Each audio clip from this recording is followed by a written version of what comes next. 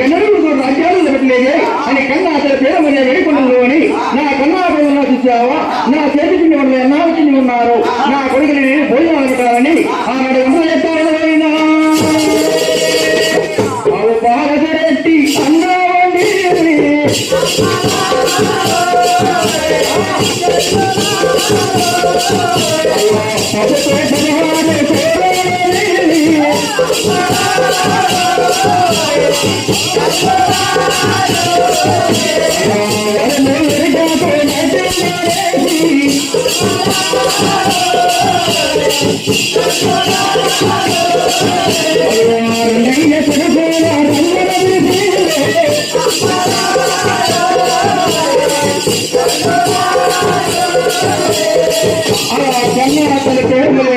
కొడుకులు వాళ్ళు బయలుదేరుతా ఉన్నారు ఆ పాలన వెళ్ళిందా తప్పు దోపహారంలో వెళ్ళిందా కండపై వెళ్ళండి ఆ అరుములని కాకండి నేసి ఆ కొడుకుల వారిని కూడా ఆ బయలుదేరుతా వెళ్ళినా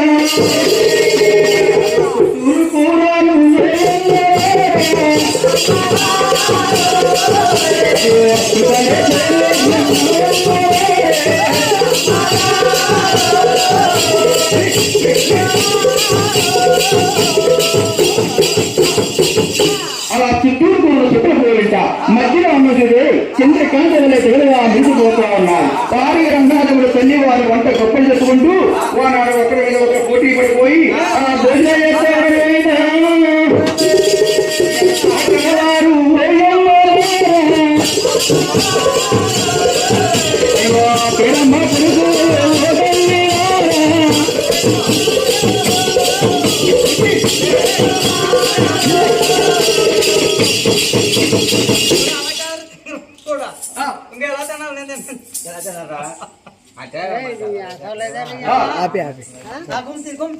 అది